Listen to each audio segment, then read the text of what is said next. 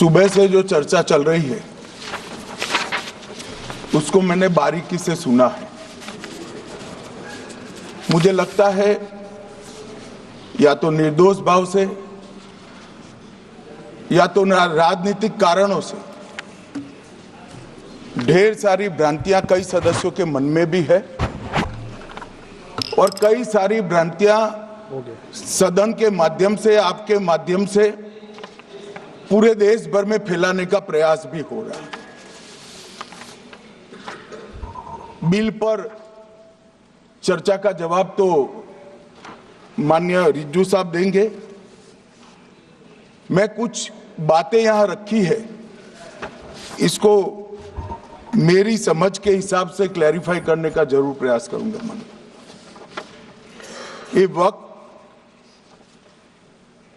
एक अरबी शब्द है। वक्त का इतिहास मान्यवर कुछ हदीसों से जुड़ा हुआ मिलता है और आजकल जिस अर्थ में वक्त शब्द का प्रयोग किया जाता है, इसका मतलब है अल्लाह के नाम पर संपत्ति का दान, पवित्र धार्मिक उद्देश्यों के लिए संपत्ति का दान। मान्यवर वक्त का समकालीन अर्थ, अभी जो अर्थ हम समझ रहे हैं, वो इस्लाम के दूसरे खलीफा श्री उमर के समय में अस्तित्व में आया। एक प्रकार से इसकी आज की भाषा में व्याख्या करें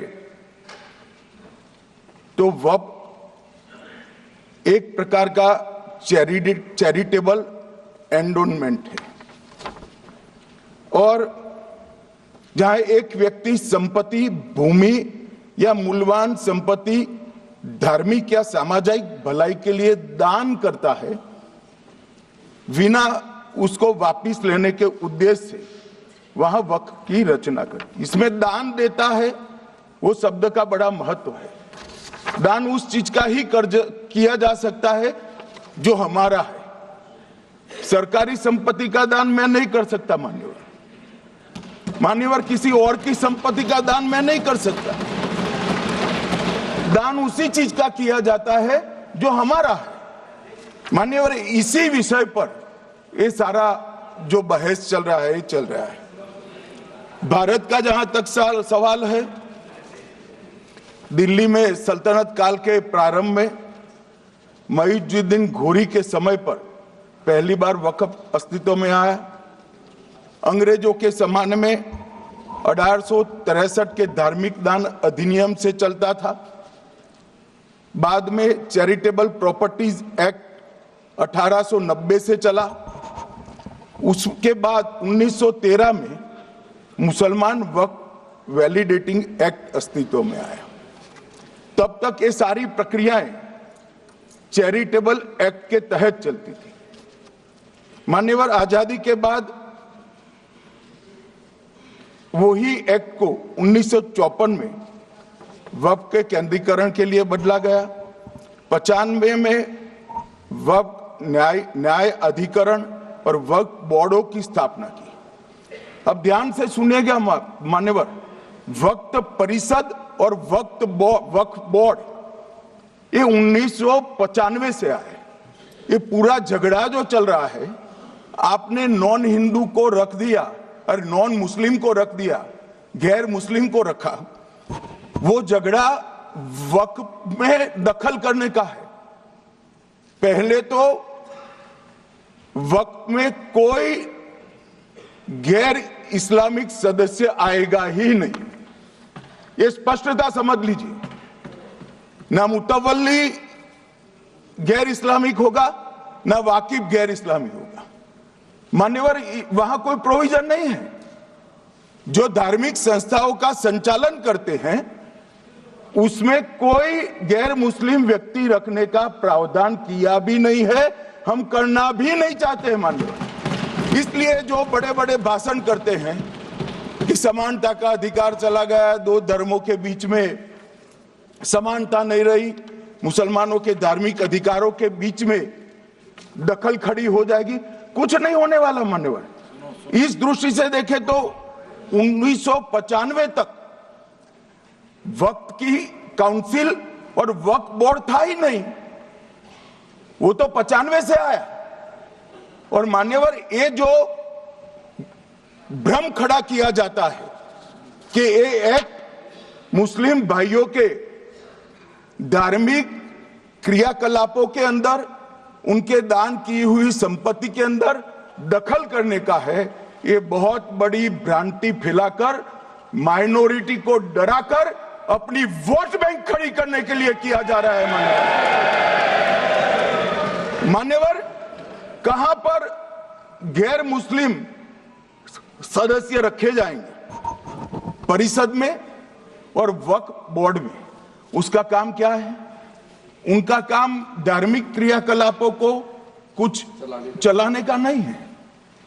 वो शुद्ध रूप से वक्फ का जो कानून, दान के लिए किसी ने दी हुई संपत्ति, उसका एडमिनिस्ट्रेशन अच्छे से चल रहा है नहीं चल रहा है, कानून के हिसाब से चल रहा है नहीं चल रहा है, या तो दान जिस चीज के लिए दिया गया, इस्लाम धर्म के लिए दिया गया, गरीबों के भोजन के लिए दिया गया, गरीबों के उद्धार के लिए, वो उद्देश्य के लिए इसका उपयोग हो रहा है नहीं हो रहा है, इसका नियमन करने का काम है मान्यवर। अब मैं इसको मान्यवर बाकी सारे धर्मों के साथ कंपैरिजन करते हैं और कहते हैं दखल किया है। मैं उसको स्पष्ट करना चाहता हूं। मान्यवर, वक्फ जो है वो हमारे यहां ट्रस्ट एक्ट है, इसमें ट्रस्ट है। तो ट्रस्ट के अंदर जो ट्रस्ट को बनाते हैं वो ट्रस्टी होते हैं और एक मैनेजिंग ट्रस्टी होते हैं। वक्फ में वाकिफ होता है, वक्फ होता है और मुतवल्ली होता है। ये सारे इस्लाम के अनुयायी हैं। अरे भाई, आप कह रहे हो, हम तो कह रहे हैं क्योंकि इसका वक्फ शब्द ही इस्लाम से आया है, इसलिए हम कह रहे हैं कि वक्फ वो ही कर सकता है जो इस्लाम का अनुयायी हो। अब आप उसका विरोध कर रहे हो, तो आप तो वक्फ में भी नॉन इस्लामिक आदमी चाहते हो। मान्यवर, क्या कह रहे हैं? हम इसलिए कह रहे हैं कि वक्फ वो ही कर सकता है जो प्रैक्टिसिंग इस्लाम को प्रैक्टिस करता होगा, क्योंकि मान्यवर इसकी उत्पत्ति ही इस्लाम के सिद्धांतों से हुई। अब मान्यवर, वक्फ धार्मिक हुआ, वक्फ बोर्ड नहीं हुआ, वक्फ परिषद भी नहीं हुई। अरे सुनो भाई, मान्यवर, ट्रस्ट के अंदर ट्रस्टी जो होते हैं, जो चर्च होगा तो क्रिश्चियन होंगे, पारसी भी होंगे, पारसी के लिए वो ट्रस्ट होगा, तो हिंदू होगा तो हिंदू के लिए। अब चैरिटी कमिश्नर हम कहेंगे कि भाई मुस्लिम क्यों आया? मुझे बताओ, चैरिटी कमिश्नर एक्ट में मुसलमान चैरिटी कमिश्नर बन सकता है या नहीं बन सकता है? उसको ट्रस्ट नहीं चलाना है, उसको चैरिटी के कानून के हिसाब से वो ट्रस्ट चले, उसकी देखरेख करनी है। ये धार्मिक नहीं है, ये धर्म का काम नहीं है मान्यवर, ये एडमिनिस्ट्रेटिव वर्क है। और इसलिए तो फिर चैरिटी कमिश्नर हिंदू होगा तो वो क्रिश्चियनों के ट्रस्ट का कैसे देखरेख करेगा? चैरिटी कमिश्नर क्रिश्चियन होगा तो जैनियों के और हिंदुओं के ट्रस्ट का कैसे देखरेख करेगा? अब बताओ कि सारे ट्रस्ट के चैरिटी कमिश्नर अलग अलग बन, देश तोड़ दोगे आप लोग, तोड़ दोगे। हमने साहब, मैं अभी भी आपके माध्यम से, इस सदन के माध्यम से देश भर के मुसलमान भाइयों बहनों को कहना चाहता हूं, आपके वक्फ में एक भी नॉन मुस्लिम नहीं आएगा। ये एक्ट में ऐसा कोई प्रावधान नहीं। मगर जो वक्फ बोर्ड है और वक्फ परिषद है, उसका काम क्या है? वक्फ की संपत्तियां मान्यवर बेच खाने वाले लोगों को पकड़कर इसके बाहर निकालने का। वक्फ के नाम पर औने पौने दाम में संपत्तियों को 100 साल तक किराए पे देने वाले लोगों को पकड़ना है। वक्फ का जो पैसा होता है, इनकम जो गिरती जा रही है, जिसके माध्यम से माइनॉरिटी का विकास करना है, माइनॉरिटी को आगे बढ़ाना है, इस्लाम धर्म की सारी धार्मिक संस्थाओं को पुख्ता करना है। ये पैसा जो चोरी होता है ना, उसको पकड़ने का काम वक्फ बोर्ड वक्फ परिषद करे। और मान्यवर, वो चाहते हैं कि इनके राज में जो मिलीभगत चली वो चलती रहे। ये नहीं चलेगी, ये नहीं चलेगी। और मान्यवर, मैं आज आपको बताना चाहता हूं क्या स्थिति हुई है। मान्यवर, सबने कहा, रिपीटेशन भी होगा, परंतु मैं कहना चाहता हूं मान्यवर कि वक्फ के 2013 में जो अमेंडमेंट्स आए, अब बिल किरण भाई का है, मगर मैं कह सकता हूं कि वक्फ का 2013 का अमेंडमेंट न किया होता तो ये बिल लाने की शायद जरूरत न पड़ती। सब कुछ अच्छा चलता था। 14 में चुनाव आने वाला था, 13 में रातों रात तुष्टीकरण करने के लिए वक्फ कानून को एक्सट्रीम बना दिया गया। और मान्यवर, इसके कारण क्या हुआ? इसके कारण दिल्ली लुटियन की 123 वीवीआईपी संपत्ति कांग्रेस सरकार ने जब चुनाव मुहाने पर थे, 25 दिन दूर था, वक्फ को देने का काम कर दिया। दिल्ली वक्फ बोर्ड ने उत्तरी रेलवे की भूमि वक्फ के नाम घोषित कर दी। हिमाचल में वक्फ की संपत्ति बताकर उस पर अवैध मस्जिद बनाने का काम किया। 250 हेक्टेयर क्षेत्रफल वाले 12 गांव पर वक्फ का स्वामित्व हो गया तब तमिलनाडु में। और मान्यवर, तमिलनाडु के 1500 साल पुराने तिरुचेंदुरई मंदिर की 400 एकड़ भूमि को वक्फ की संपत्ति घोषित कर। ये जब मंदिर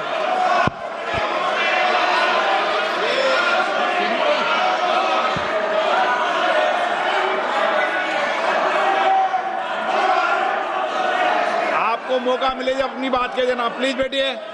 मान्यवर, कर्नाटक की आपको मौका मिले जब अपनी बात कह देना।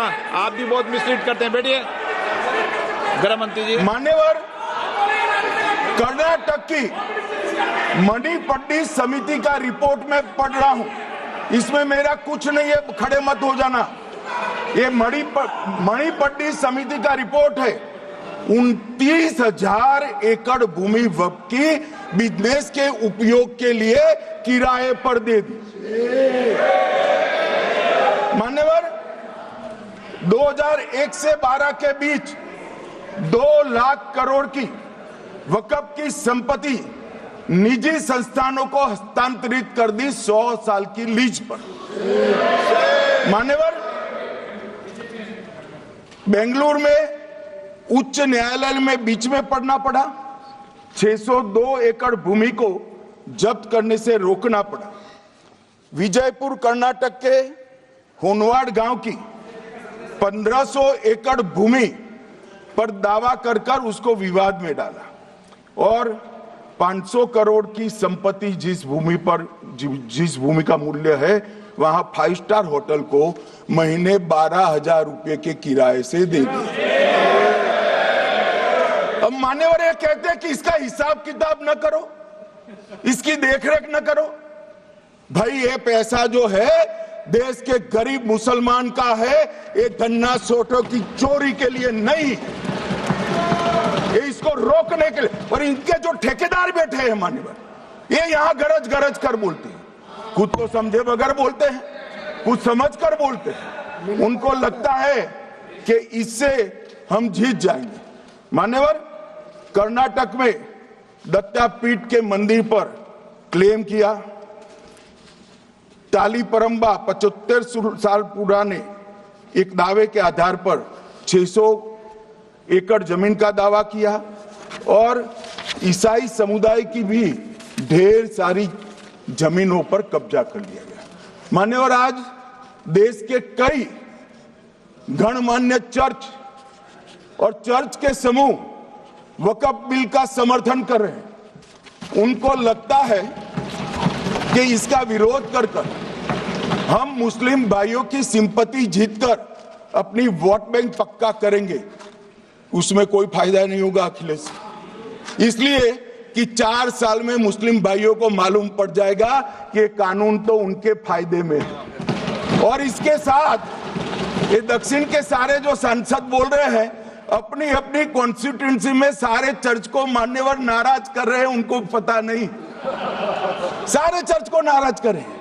सारे चर्च ने रिजोल्व किया है कि हम खिलाफ इसका हम समर्थन करते हैं। मान्यवर, तेलंगाना में 66,000 करोड़ की 1700 एकड़ जमीन पर दावा कर दिया। असम में मोरीगांव जिले की 134 एकड़ भूमि पर दावा हुआ। बिहार का मैं लालू जी के कोर्ट के साथ बाद में बताता हूं। गुरुद्वारा से संबंधित हरियाणा की 14 मरला भूमि को वक्फ को सौंप दिया। और मान्यवर, प्रयागराज में चंद्रशेखर आजाद पार्क को भी वक्फ घोषित किया। और मान्यवर, महाराष्ट्र के वडानगे गांव में महादेव की मंदिर पर दावा किया। और बीड में कंकलेश्वर मंदिर की 12 एकड़ जमीन वक्फ बोर्ड ने जबरन ले ली। मान्यवर, ये सब जब जो चल रहा है, इसमें आज भी मैं स्पष्ट करना चाहता हूं, वक्फ जो कि मुस्लिम भाइयों की धार्मिक क्रियाकलाप और उनके बनाए हुए दान से ट्रस्ट है, उसमें सरकार कोई दखल करना नहीं चाहती है। मुतवल्ली भी उनका होगा, वाकिफ भी उनका होगा, वक्फ भी उनका होगा। परंतु वक्फ की संपत्ति, इसका रख रखाव ठीक से हो रहा है नहीं।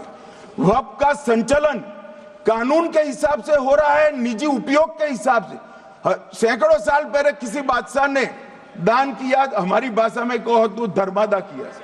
अब इसकी संपत्ति को आप 12,000 रुपये में 5 सितारा होटल बनाने के लिए दे देते हो, ये उचित है क्या भाई? वो पैसा गरीब मुसलमान के कल्याण के लिए करिए, तलाकशुदा महिलाओं के कल्याण के लिए करिए, जो अनाथ बच्चे हैं उसके कल्याण के लिए करिए। मानिए, और ये करने की जगह बेरोजगार मुसलमान युवाओं के लिए स्किलिंग का काम करिए।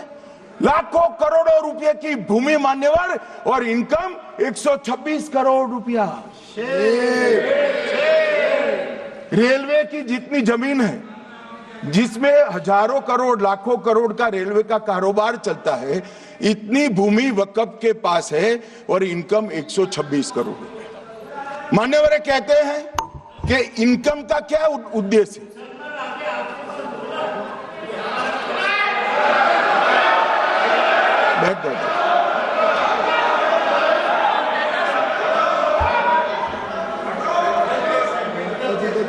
मान्यवर, मैं दादा की टेंशन समझ रहा हूं, ये बंगाल के मुसलमान भी सुन रहे हैं, तो उनको टेंशन होना स्वाभाविक है। मान्यवर, लालू प्रसाद जी, आज आरजेडी के सारे सदस्य बोले, जब 2013 का अमेंडमेंट आया, मैं लालू जी का तो पूरा पढ़ना चाहता हूं, बाकी सदस्यों का सिर्फ टोकन पढ़ूंगा। लालू जी ने क्या कहा?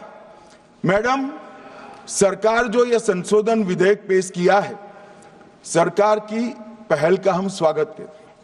शाहनवाज हुसैन जी और अन्य माननीय सदस्यों ने अपनी बातों को यहां रखा, मैं उसका समर्थन करता हूं। आप देखिए, सारी जमीनें हड़प ली गई है, चाहे सरकारी हो या गैर सरकारी।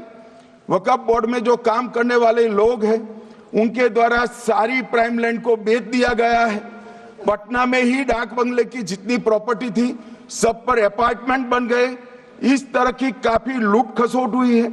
हम संशोधन विधेयक तो आपको अंत में लाए हैं, समर्थन करते हैं, लेकिन मैं चाहता हूं कि भविष्य में आप कड़ा कानून लाइए और ये जो चोरी करने वाले लोग हो, उनको जेल की सलाखों के पीछे। अब सब लालू प्रसाद की इच्छा इन्होंने तो पूरी नहीं की, नरेंद्र मोदी जी ने पूरी कर दी। ये लालू जी ने कहा था, एक कड़ा कानून लाइए। मान्यवर शरीफुद्दीन शरीफ, उन्होंने कहा, मंत्री जी समझते हैं कि शायद इससे मुसलमानों का वोट मिल जाएगा, लिहाजा मुसलमान लोगों ने भी खुद ही तबाही मचाई है। इसलिए मैं गुजारिश करूंगा कि इसके लिए आप सख्त कानून बनाइए, उनके हाथों में हथकड़ियां पहनाइए और जो उनके कब्जे किए हैं वो जमीनों बेचकर गरीब और तलाकशुदा मुस्लिम बहनों का कल्याण करिए। इसके बाद श्री हमीदुल्लाह सैयद लक्षद्वीप से थे, उनका भी इसी टोन का भाषण है। और मान्यवर, मैं आज की बात नहीं कर रहा हूं, 2013 का जो बिल कांग्रेस पार्टी लेकर आई, इसके विरोध में इनके समर्थकों ने जो कहा था, मान्यवर ये है। और क्या होगा भाई इससे? पारदर्शी ऑडिट होगी, आज ऑडिट ही नहीं हो रही, रिपोर्ट ऑनलाइन जमा करने की सिस्टम नहीं है, वो होगी, रिपोर्ट देनी पड़ेगी, बैलेंस शीट जमा करनी पड़ेगी, ऑडिट होगी, कैग के रिटायर्ड ऑफिसर ऑडिट करेंगे और मान्यवर पारदर्शिता आएगी। इससे क्यों डरना चाहिए किसी को? पारदर्शिता से क्यों? और वक्फ बोर्ड और वक्फ परिषद, इसका कोई ऑर्डर हम ऐसा नहीं लिख रहे हैं कि कोर्ट में नहीं जा सकते। आपने तो कर दिया था कि ये ऑर्डर को कोई कोर्ट में चैलेंज ही नहीं कर सकता, पूरा संविधान वहां समाप्त कर दिया मान्यवर। और मान्यवर, हम तो इसको कहते हैं कि कोई भी चैलेंज कर सकता है कायदे की अदालत में। इस देश में संविधान का राज है, ग्रीवेंसेस जिसका भी हो कोर्ट में जा सकता है। 2013 में जिसकी भूमि हड़पी, इसके ग्रीवेंसेस को भी कोर्ट के फोरम से बाहर करने का पाप एक कांग्रेस पार्टी ने किया। मान्यवर, एक अफवाह और फैला रहे, रिट्रोस्पेक्टिव इफेक्ट से आ रहा है। मैं स्पष्ट कर देना चाहता हूं, इस सदन में बोलने के वक्त जिम्मेदारी के साथ बोलना चाहिए। अगर ये कानून का पहला पेज और तीसरी तक धाराएं भी पड़ी होती तो इसमें स्पष्ट लिखा है, ये कानून का अमल जिस दिन पारित होने के बाद भारत सरकार नोटिफिकेशन बाहर निकालेगी, उस दिन के बाद होगा। मतलब रिट्रोस्पेक्टिव इफेक्ट नहीं है, मगर मुस्लिम भाइयों को डराया जा रहा है कि रिट्रोस्पेक्टिव इफेक्ट से आएगा। मान्यवर, ये कह रहे कलेक्टर क्यों रखा है?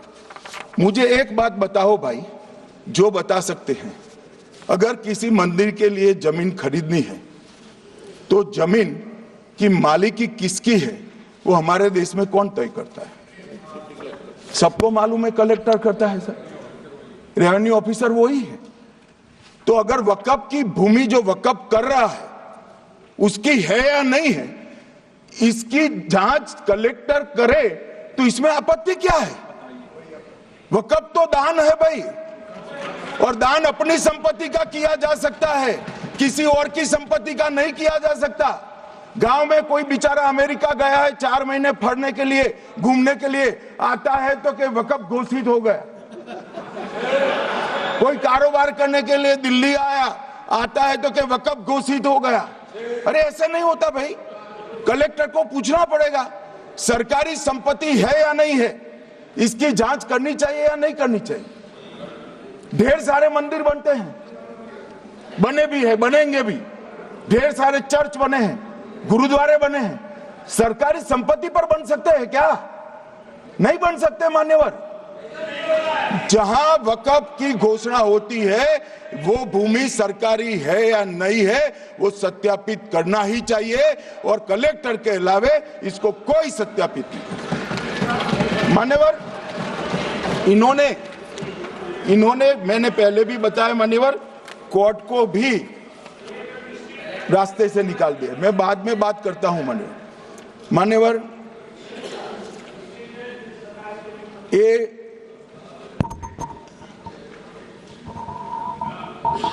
मान्यवर एक उपयोग के आधार पर वक्त की समाप्ति। मान्यवर ये कह रहे हैं कि सैकड़ों सालों से वहां प्रैक्टिस है। अब वो तो वक्फ रजिस्टर हो गया, आपने घोषित कर दिया, वक्फ में रजिस्टर भी हो गए, अब इसका सवाल नहीं है। मगर सैकड़ों साल की प्रैक्टिस, मुगलों के समय की प्रैक्टिस आज घोषित की जा सकती है क्या? अगर वहां नमाज पढ़ रहे हैं तो लोग देखते होंगे, कब्रिस्तान होगा लोग देखते होंगे, दरगाह होगी तो लोग देखते होंगे, और घोषित भी हो चुका होगा, रजिस्टर भी हो चुका होगा। अब अगर आप वक्फ घोषित करना है तो उसको ऐसे नहीं कर सकते मान्यवर, अधिकृत करना चाहिए। मान्यवर, जो दूसरा सुधार लेकर आए किरण जी, वो ही है कि धारा 36 में वक्फ संपत्तियों को बिना किसी स्पष्ट प्रक्रिया से, मालिकी की प्रक्रिया से पंजीकृत नहीं किया जा सकता। मान्यवर, अपील का प्रावधान वर्तमान में अधिनियम में ट्रिब्यूनल के निर्णय के खिलाफ अपील करने का कोई प्रावधान नहीं है। ये दृष्टिभ्रम खड़ा कर रहे थे गोगाई जी कि हाईकोर्ट में जा सकते। हाईकोर्ट में सिविल सूट नहीं जा सकता, रीट के अधिकारों का उपयोग कर हाईकोर्ट में जा सकते। सिविल सूट में ज्यादा प्रोटेक्शन मिलता है मूल मालिक को। आपने सिविल सूट को खत्म कर दिया था। रीट के जुडिक्शन बहुत सीमित है, हम सब जानते हैं कि ये सीमित कर दिया गया था, आप भी जानते हो, मगर आपको वोट बैंक चाहिए। मान्यवर, ये हमारा स्पष्ट सिद्धांत है भारतीय जनता पार्टी की, मोदी सरकार का, कि वोट बैंक के लिए हम कोई कानून नहीं लाए। कानून न्याय के लिए होता है, कानून लोगों के कल्याण के लिए होता है। इन्होंने कहा कैसे कैसे कानून आए हैं, मैं बता देता हूं सब। अभी कांग्रेस के महासचिव और माननीय सदस्य कह रहे थे क्या कानून आ रहे हैं, सब किस प्रकार के कानून आ रहे हैं। मान्यवर, इसी सदन में नरेंद्र मोदी सरकार ही महिलाओं को 33% आरक्षण का कानून लाई। इसी सरकार में पिछड़ों को संवैधानिक अधिकार दिया गया। मान्यवर, इसी सरकार में बजट जो आए, इसमें गरीबों को गैस, शौचालय, पानी, 5 लाख तक का बीमा, 5 किलो अनाज, बिजली और घर दिए गए। मान्यवर, और कन्वर्जन कानून की बात करते थे और हंसते हंसते कहते थे कर्नाटक सरकार कन्वर्जन कानून लेकर आई है। सबसे पहला कन्वर्जन कानून उड़ीसा और मध्य प्रदेश में कांग्रेस सरकार लेकर आई है, मगर उस वक्त कांग्रेस सरकार तुष्टीकरण की नीति पर नहीं चलती थी, महात्मा गांधी के सिद्धांतों पर चलती थी। मध्य प्रदेश और उड़ीसा में सबसे पहला कन्वर्जन के खिलाफ कानून कोई लाया तो कांग्रेस पार्टी लाई, और मुझे गर्व है मेरी पार्टी की सरकारें कन्वर्जन पर कानून लाती है। मान्यवर, सबको अपना धर्म का अनुसरण करने का अधिकार है, कोई शौक से करे, मगर लोभ, लालच, भय, इससे धर्म परिवर्तन नहीं कराया जा सकता। किसी गरीब के पास खाना नहीं है, खाना देकर उसका धर्म बदला दोगे? कोई थोड़ा कम पढ़ा लिखा व्यक्ति है, उसका धर्म बदला दोगे? ऐसे नहीं होगा मान्यवर। और आपने भी किए हैं कानून, आप नए नए आए हो, आपको मालूम नहीं है मान्यवर, इनको मालूम नहीं, अभी अभी आए हैं 5 साल से। ये कांग्रेस पार्टी ने कानून किए थे मान्यवर। अपील का प्रावधान भी हमने आगे बढ़ाया, और गैर मुसलमानों के द्वारा दान की गई संपत्तियों पर, गैर मुसलमानों की दान की संपत्तियों पर वक्फ अधिनियम को हमने लगने से मना कर दिया। मानो उनके लिए चैरिटी कमिश्नर का कायदा है। ये प्रैक्टिसिंग इस्लाम, जो इस्लाम की प्रैक्टिस करते हैं, इसीलिए मान्यवर हमने ओवरराइडिंग इफेक्ट को भी समाप्त कर दिया। मान्यवर, ट्रस्ट का नियमन करने का जो कानून होता है, जैसे चैरिटी कमिश्नर के कानून में कोई ओवरराइडिंग इफेक्ट नहीं है। जहां क्लासेस आते हैं वहां ओवरराइडिंग इफेक्ट होती है। यहां ओवरराइडिंग इफेक्ट इसलिए दिएगी कि आप जिसकी संपत्ति हड़पी जाएगी उसको कोर्ट से जाने से रोकना चाहते थे, इसलिए ओवरराइडिंग इफेक्ट जो हमने मान्यवर निकाल दिया है। मान्यवर, एक ऐसी चर्चा लेकर आए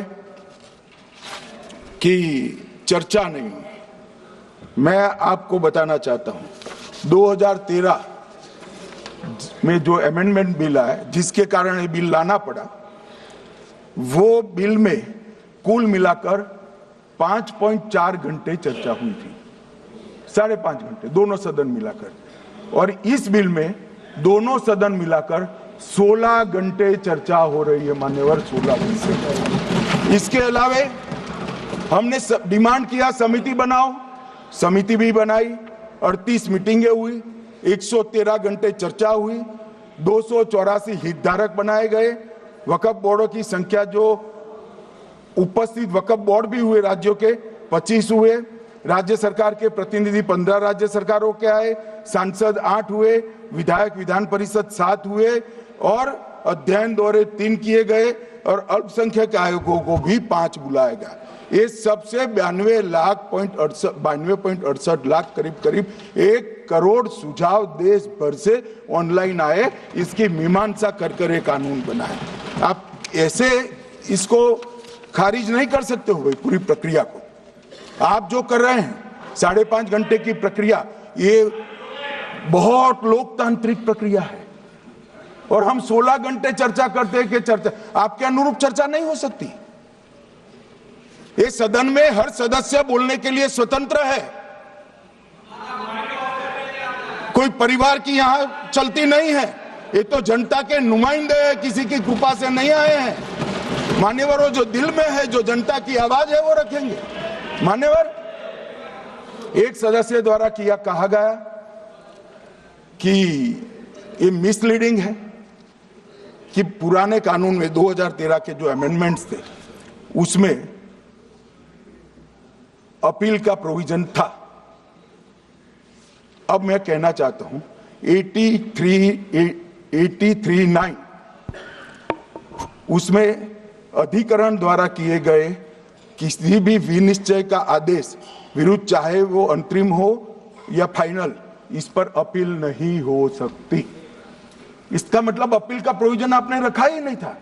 सिविल न्यायालय, राजस्व कोर्ट और अन्य प्राधिकरण, उसके अधिकार क्षेत्र पर भी प्रतिबंध लगा दिया गया और सरकारी अधिसूचना जो बाद में वक्फ बोर्ड और वक्फ परिषद के एडवाइस से होगी, इसको भी कोई चुनौती नहीं दे सकता। मान्यवर, मुझे ये बताओ कि अभी अभी फैशन है संविधान लहराने की। ये संविधान के हिसाब से सरकार का या किसी भी निजी संस्था का कोई भी फैसला मान्यवर कायदे की कोर्ट से बाहर कैसे हो सकता है? कोई भी फैसला हो, ये देश की अदालत वो फैसले तक रुचि नहीं रखेगी। नागरिक ग्रीवेंसेस लेकर कहां जाएंगे? जिसकी भूमि हड़प कर ली गई वो कहां जाएगा? ऐसा नहीं चलेगा। आपकी वोट बैंक के लिए आपने किया था, हम खारिज कर रहे हैं, हम खारिज कर रहे हैं। ऐसा नहीं चलेगा। अदालत में जाइए, जिसको ग्रीवेंसेस है आइदर और साइड से, और अदालत न्याय करेगी। न्याय के लिए तो अदालतें बनी हैं। और मान्यवर, यहां एक सदस्य ने कह दिया माइनॉरिटी इस कानून को स्वीकार नहीं करेगी। क्या धमकाना चाहते हो भाई? संसद का कानून है, सबको स्वीकार करना पड़ेगा। स्वीकार नहीं करेंगे मतलब क्या है? कैसे बोल सकते हैं कोई हम कानून को स्वीकार नहीं करेंगे? एक कानून भारत सरकार का है, हर एक पर बंधन करता होगा और इसको स्वीकार करना पड़ेगा। मान्यवर, ये हमने तो खैर वक्फ को छेड़खानी नहीं की। वक्फ बोर्ड और वक्फ परिषद के अंदर बदलाव किया है, मगर वक्फ के लिए भी क्या क्या जजमेंट आए। सैयद फजल पुकोया थंगल बनाम भारत संघ 10/11/28 को केरल उच्च न्यायालय ने उन्होंने कहा वक्फ बोर्ड एक स्टैट्यूटरी बॉडी है, यह मुस्लिम समुदाय का प्रतिनिधि निकाय नहीं है।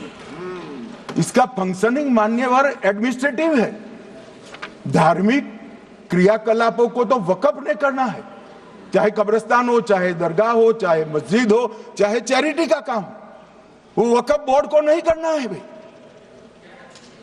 ये केरल हाईकोर्ट ने किया, इलाहाबाद हाईकोर्ट ने भी, उसने तो मुतवल्ली तक भी कहा है अगर हम मुतवल्ली तो जो धर्म का है वही रखेंगे।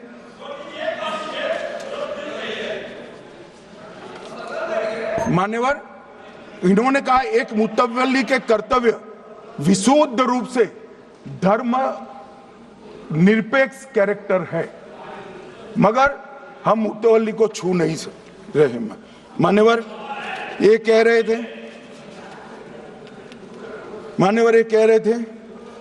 कि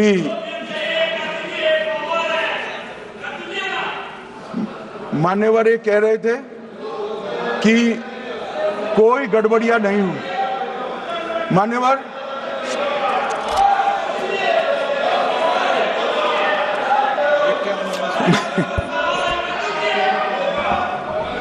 मान्यवर 2013 में अन्यायी कानून आया। भाई करने थोड़ा शांत हो जाएंगे। ये 26 के कारण डरे हुए हैं और कुछ कारण नहीं। चुनाव जो है ना अक्टूबर में, 25 में जो चुनाव है इसके कारण मान्यवर भाई बैठ जाओ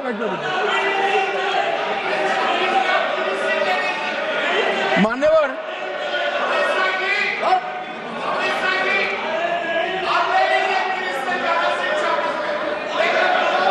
बैठ जाओ। बंगाल में आकर कहूंगा ये राजनीतिक हिसाब किताब का अखाड़ा नहीं है, छाती पर ठोक कर कहूंगा ज्यादा सिखाएंगे।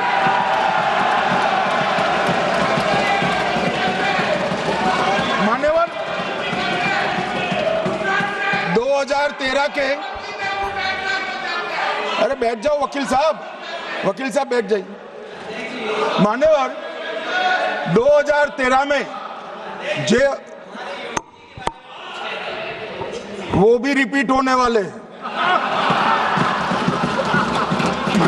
मान्यवर 2013 में बैठ जाओ। मान्यवर 1913 से लेकर 2013 तक 1913 से 2013 तक वक्फ बोर्ड का कुल एकड़ में भूमि सब वक्फ का मिलाकर 18 लाख एकड़ था। मेरी विनंती है सभी सदस्य इसको ध्यान से सुनिए। 1913 से 2013 तक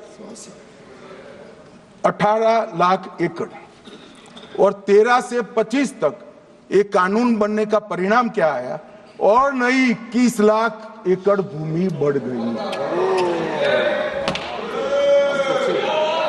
अब मान्यवर 39 लाख एकड़ जो भूमि है उसमें 21 लाख एकड़ 13 के बाद है।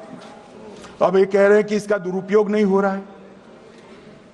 मान्यवर, और लीज पर दी गई संपत्तियां 20,000 थी और 25 में रिकॉर्ड के हिसाब से, हो सकता है गलत भी हो सकता है, रिकॉर्ड्स के हिसाब से शून्य हो गई।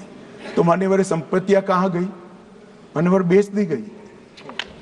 किसकी संपत्ति से, किसकी परमिशन से बेचा? मान्यवर मैंने पहले ही कह दिया कि केरल और देश भर के Catholic bishop council, Catholic bishop conference of India, Catholic Congress Kerala, भारतीय कैथोलिक धर्मगुरुओं की महासभा, केरल चर्चों की संयुक्त परिषद, कैथोलिक कांग्रेस केरला, ये सब ने इस बिल का समर्थन करा है और कहा है अन्यायी 2013 का सुधार। हम अकेले नहीं कह रहे मान्यवर। और मान्यवर इसी एक्ट में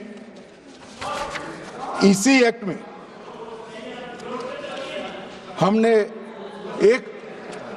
एक बात कही कि जो योगदान था वक्फ बोर्ड का वो 7% से घटाकर 5% कर दिया।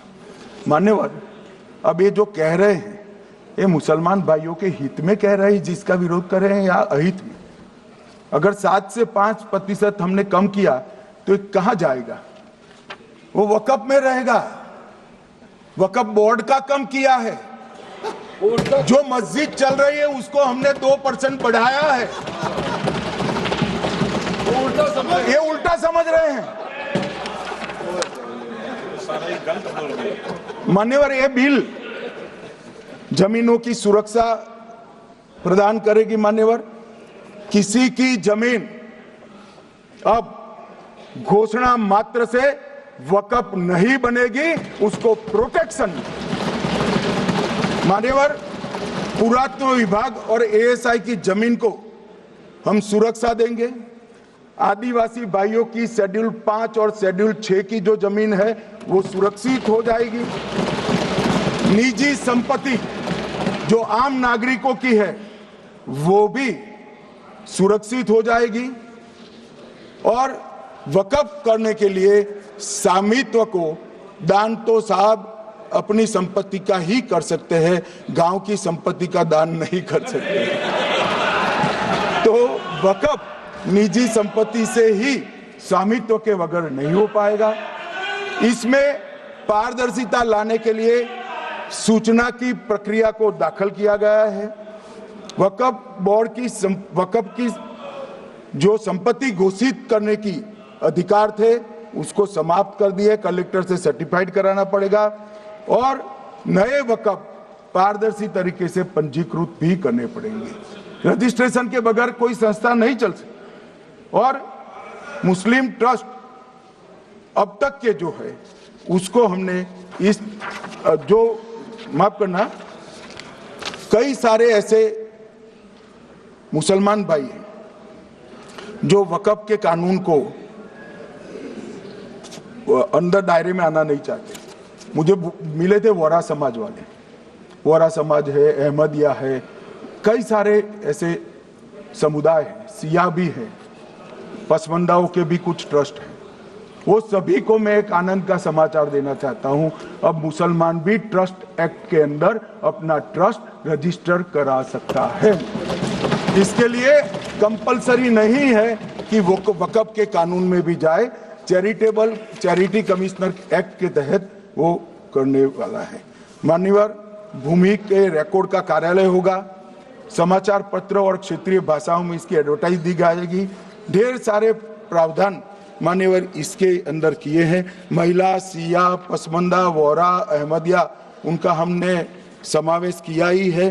और उन्होंने कहा, मैं सुन रहा था, मान्यवर एक फैशन हो गई, राम जन्मभूमि का मंदिर बनाने की बात आई तो इस देश के अंदर खून की नदियां बह जाएगी, मुसलमान रोड पर आ जाएगा, मुसलमानों का ये हो जाएगा, वो ट्रिपल तलाक, फिर से डर, सीए आया कि मुसलमानों की नागरिकता चली जाएगी। जिन जिन ने भाषण किया है, एक मुसलमान की नागरिकता गई है तो बता दो। मुसलमान भी जानता है। और मैं तो आपके माध्यम से देश के मुसलमानों को अपील करना चाहता हूं, मान्यवर, मैंने बहुत झेला है। ये कहते थे कि सीए कानून मुसलमानों की नागरिकता लेने 2 साल हो गए, एक भी मुसलमान की नागरिकता गई है तो सदन के पटल पर रखी।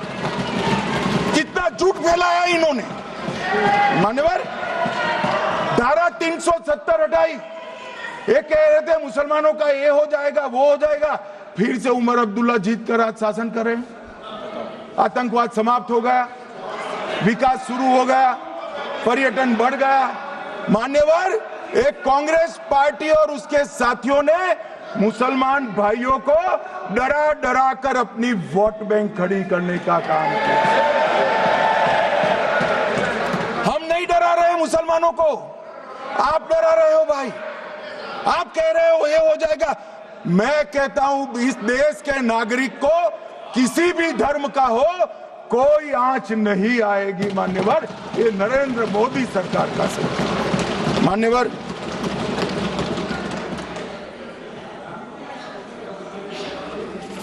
इनको मान्यवर ना पिछड़ों की चिंता है ना मुसलमानों की। ये सालों से जातिवाद और तुष्टीकरण इसके आधार पर काम करते हुए आए हैं और जातिवाद और तुष्टीकरण की राजनीति कर कर अपने परिवार की पॉलिटिक्स को आगे बढ़ाए हैं। मगर 2014 से मान्यवर जातिवाद, तुष्टीकरण और परिवारवाद को एक साथ नरेंद्र मोदी ने समाप्त कर विकास की राजनीति इस देश में प्रस्तावित।